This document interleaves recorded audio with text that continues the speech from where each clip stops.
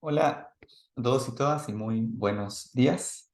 Bienvenidos a la tercera parte de Python para fenómenos de transporte y a la tercera sesión. En la primera parte de esta sesión voy a introducir el método de sobrerelajación sucesiva para resolver ecuaciones diferenciales parciales. Entonces, la aplicación del método de sobrerelajación sucesiva es resolver sistemas de ecuaciones lineales resultantes al aplicar el método de diferencias finitas a ecuaciones diferenciales parciales lineales, en particular, aquellas ecuaciones que provienen de problemas de transporte en dos dimensiones en estado estacionario. En general, el método de sobrerelajación sucesiva es un método iterativo para poder resolver un sistema de ecuaciones lineales. Una de las tantas aplicaciones es lo que les estoy mostrando el día de hoy. Pero la gracia es que hay muchos problemas en ingeniería química que efectivamente llegan a un estado estacionario y son algo más complejos que un problema de transporte unidimensional tradicional. Puede haber una dirección, dos direcciones donde las propiedades conservadas, tanto la temperatura, la concentración o la velocidad, cambian. Entonces, en la segunda parte de esta sesión, vamos a estudiar el perfil de temperatura para un fluido newtoniano circulando en régimen laminar dentro de una tubería circular con un calentamiento, un flux ingresando por las paredes y una cierta temperatura inicial. Entonces, antes de introducir este método, quiero publicar un agradecimiento a el profesor Matt Pigot. La siguiente descripción del método de sobrerelajación sucesiva está adaptada a partir del curso gratuito en línea construido por el profesor Matt y su equipo de ayudantes del Departamento de Ciencias de la Tierra e Ingeniería de Imperial College London. Matt fue mi examinador de examen de candidatura, Late Stage Review, y me ayudó mucho a mejorar mi investigación. Entonces, si están interesados en aprender más de métodos numéricos para ingeniería, les recomiendo revisar esta página que está en el link, que se llama, y es Earth Science and Engineering del departamento Jupyter Material. Esto está abierto a todo público y hay una gran cantidad de material aquí. Esta página es sobre el método de sobrerelajación sucesiva, pero también pueden aprender ecuaciones diferenciales, análisis complejo, álgebra lineal, notación matemática, programación y una gran cantidad de herramientas. Y aquí también en métodos numéricos muchos esquemas que son importantes para resolver otro tipo de ecuaciones de transporte. Pero volviendo a lo nuestro, ¿por qué queremos resolver ecuaciones diferenciales parciales que tienen que ver con los fenómenos de transporte? La mayoría de los sistemas físicos existentes están gobernados por las ecuaciones de conservación de momentum, masa y calor. Esto viene de algo mucho más profundo, viene de la ecuación lagrangiana de conservación de energía en un sistema de partículas moviéndose. Pero nosotros vamos a asumir que eso se cumple a partir de todas estas ecuaciones de conservación se cumplen en base a una gran cantidad de experimentos y de experiencia. Si estos sistemas se asumen continuos, es posible escribir estas ecuaciones de conservación como ecuaciones diferenciales parciales, que en general son muy difíciles de resolver.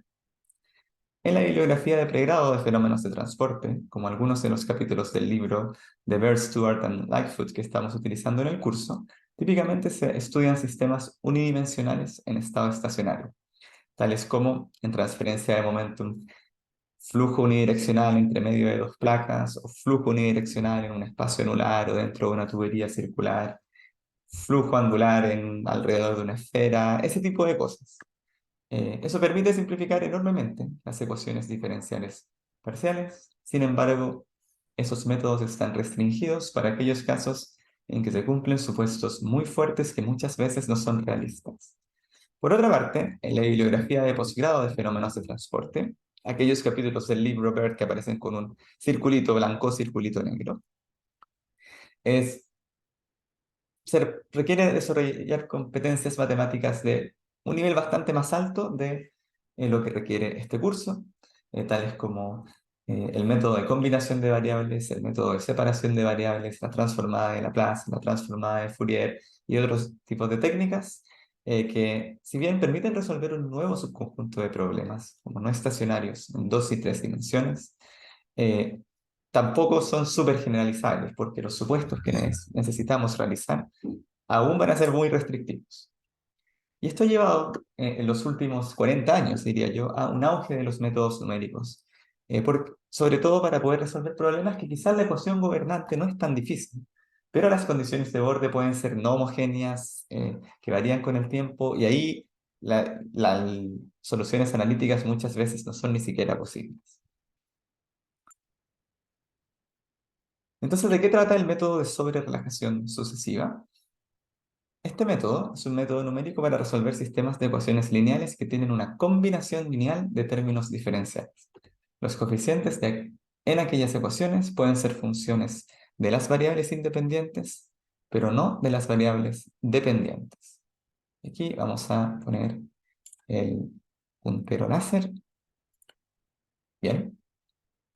Entonces imagínense esta ecuación diferencial parcial en que tenemos una función f1 que va a representar los coeficientes, funciones de las variables independientes x e y, multiplicando una primera derivada de una función u con respecto de una derivada parcial de la función continua u con respecto a x, más otra función, que va a ser función de las variables independientes, representando el coeficiente de otra derivada parcial de u, esta vez con respecto a y, más otra función, aún otro coeficiente, función de las variables independientes, x, y. Digamos que estos x, y pueden ser perfectamente la posición y ese u puede ser temperatura, concentración, velocidad. Multiplicado por ahora la función misma, ¿sí? Es igual a otra función. Y ojo aquí, en la función del lado derecho, el término no homogéneo tampoco puede ser función de u, sino tiene que ser de la variable dependiente. Solo va a ser función de la variable independiente. Nótese que esto no restringe el método de sobrerelajación sucesiva a problemas más complejos, porque en caso de que ustedes necesitaran hacer eso, es posible realizar una iteración, linealizando el sistema, pero eso no es parte del curso. Sin embargo, el que esté o la que esté interesado puede mandar un correo y les puedo mandar literatura adicional. Entonces, este tipo de función está adecuada para poder aplicar el método de sobrerelajación sucesiva en la función U. Entonces vamos ahora a algo aún más importante para nosotros, que son ecuaciones diferenciales parciales lineales de segundo orden en 2 dimensiones. Suelen ocurrir. Esto incluye, entre otros, conducción en 2 dimensiones de calor, flujo unidireccional, eh, donde el perfil depende de 2 dimensiones, podría ser el flujo en un conducto rectangular, por ejemplo.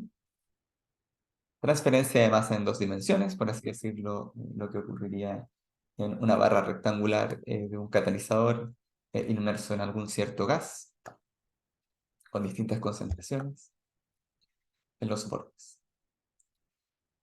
Entonces, y también todo eso puede venir con convección también. Entonces, también no solo sirve solo para problemas de conducción o difusión en sólidos, sino también cuando hay convección. Eso sí, en estado estacionario. Una ecuación diferencial parcial lineal de segundo orden en 2 dimensiones puede convertirse en un sistema de ecuaciones lineales utilizando diferencias finitas. En los videos anteriores realizamos este procedimiento discretizando en una dimensión espacial y una dimensión temporal, ¿sí? Para poder resolver el perfil de temperatura unidimensional en una barra cuya temperatura estaba cambiando a partir de condiciones de orden. Al discretizar el espacio en 2 dimensiones, se obtiene un sistema de ecuaciones lineales cuya estructura es la siguiente. Van a ver un coeficiente a sub j multiplicando la función. Ojo aquí que estamos ya en un reticulado. Vamos a ver un dominio que va a ser función de x, y, por así decirlo, en una tubería podría ser el largo en la dirección z y el radio en la dirección r. Y vamos a decir que ese primer coeficiente, por ejemplo, arbitrariamente podemos escoger cualquiera, pero vamos a tomar los i como el r y los j como el z. Entonces aquí muestra que van a haber 5 coeficientes multiplicando la función u los nodos, distintos puntos de los nodos del reticulado, pero siempre basados en un punto central. Supongamos que queremos que va a ser el E sub i, j, U sub i, j. Si se fijan, los subíndices de U indican en qué posición del reticulado vamos a evaluar la función discretizada.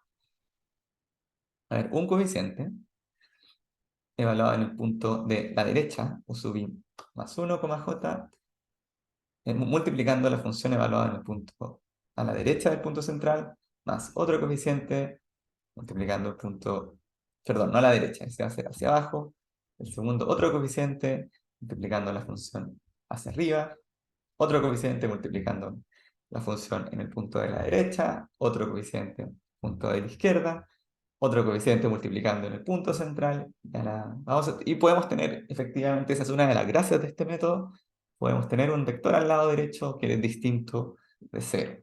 O sea, algún término de fuente, por ejemplo, que no dependiera de la variable dependiente o independiente. Y podría bien, también podría depender de la variable independiente, ¿sí? Entonces esos A, B, C, D y E se llaman prefactores y F son matrices, funciones de la posición. Y ese sistema de ecuaciones lineales es válido para todos los nodos interiores, desde i que va 2 hasta n sub i, considerando n sub i más 1 nodos en la dimensión i, y de j, desde 2 hasta n sub j, considerando n sub j más 1 nodos. No se preocupen si esto es abstracto, en el próximo video vamos a dibujar cómo se discretiza un dominio en una tubería, un dominio axisimétrico, y luego vamos a ubicar cuáles son exactamente estos puntos en los que tenemos que evaluar. Lo importante ahora es ver que al aplicar este método, el método de diferencias finitas, se puede factorizar para llegar a una forma como esta, y en esta forma de la ecuación D, que es una ecuación, un sistema de ecuaciones lineales, que tiene n sub i menos 1 por n sub j menos 1 ecuaciones, ya se puede aplicar un método numérico para resolverlo. ¿Cómo funciona el algoritmo de sobre-relajación sucesiva o successive over-relaxation? A partir de la aproximación de diferencias finitas, la misma que derivamos antes, pero ahora considerando que tenemos la función exacta, la solución exacta, la aproximación de diferencias finitas se va a cumplir tanto. Tiene para la solución exacta como para una solución aproximada con algún error. Una vez que se encuentra la solución exacta, el lado derecho esa función cumple exactamente la ecuación discretizada. Si se cumple en todo el dominio, también se va a cumplir en el dominio discretizado. Sin embargo, nosotros no podemos llegar y invertir la matriz, al menos no es la idea de este video, porque efectivamente el computador está haciendo un método numérico y la idea de este video es que nosotros vamos a implementar ese método numérico. No vamos a hacer NP lineal solve A, B en una matriz que en este caso tendría que ser tridiagonal. Eso no lo vamos a hacer ahora, porque efectivamente a estas alturas del curso vamos a querer aprender a implementar un método numérico desde cero. Entonces, ¿cómo uno hace esto? Básicamente hay que partir de una solución inicial, de una solución de prueba. Entonces se define la matriz de residuos chi sub i j como el vector del lado derecho de la ecuación lineal que debe satisfacer la ecuación diferencial parcial para un valor estimado de la variable dependiente. Imagínense, tenemos una estimación de la temperatura en todos los nodos interiores de una tubería circular. Entonces nosotros sabemos que una vez conocidos los prefactores, la ecuación no va a ser igual a cero si es que esta temperatura estimada está lejos de la solución real. Pero sí vamos a obtener para cada nodo un error. Chi sub i, j. Entonces, ¿qué pasa si nosotros restamos la aproximación de diferencias finitas a la ecuación de residuos?